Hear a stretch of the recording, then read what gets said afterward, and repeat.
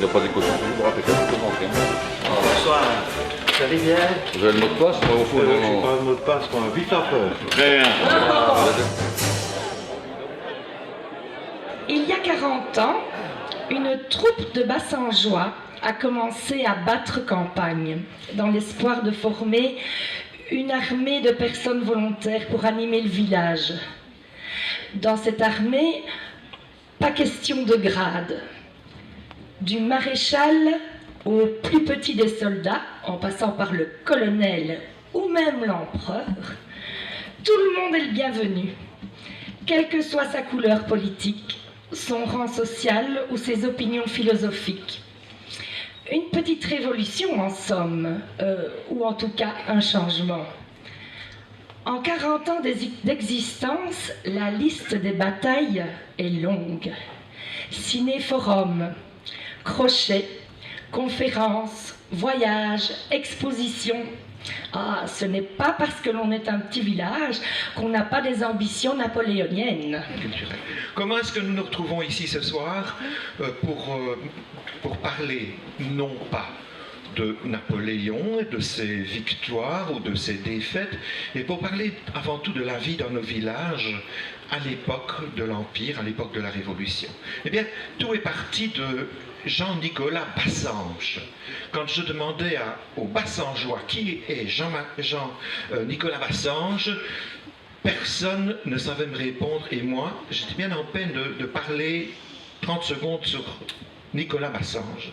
J'ai donc commencé à m'intéresser à ce personnage emblématique de la Révolution liégeoise, un grand démocrate, puisque sa philosophie, c'était le pouvoir au peuple, pour le peuple, c'était son slogan.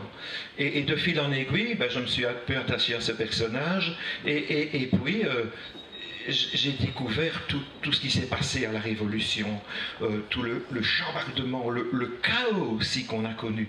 Je me suis rendu compte qu'en 20 ans, on est passé d'un siècle à l'autre, et même d'une histoire à l'autre. On est passé du Moyen-Âge à la modernité, en une vingtaine d'années.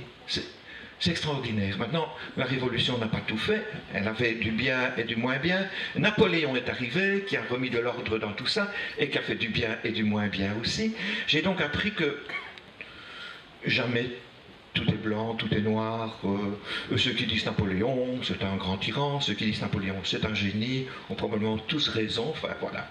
On est, comme vous et moi, fait de lumière et d'ombre. Et je pense que c'était le cas pour Nicolas Bassange et pour Napoléon aussi. Cette évocation de la vallée du Gers de la Révolution à Napoléon, qui s'étale sur 9 jours, au travers de reconstitutions, d'expositions, d'archives et de concerts, sans oublier, bien entendu, on vient d'en parler, le brillant ouvrage de Lucien Van Sipelen, de son équipe, qui nous plonge évidemment dans l'histoire, notre histoire française, 20 années durant, de 1795 à 1815.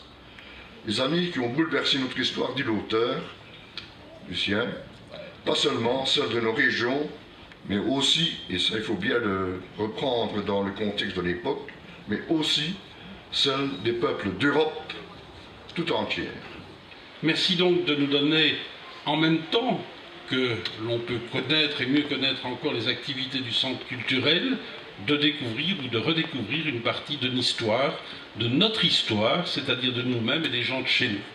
C'est un signe qui est, je crois, très fort, dont je voulais vous remercier, dont je voulais vous complimenter et vous dire que, comme tout un chacun ici, je me réjouis bien sûr maintenant de découvrir cette exposition et de lire cet ouvrage. Mais en vous quittant, je ne voudrais pas manquer de vous surprendre.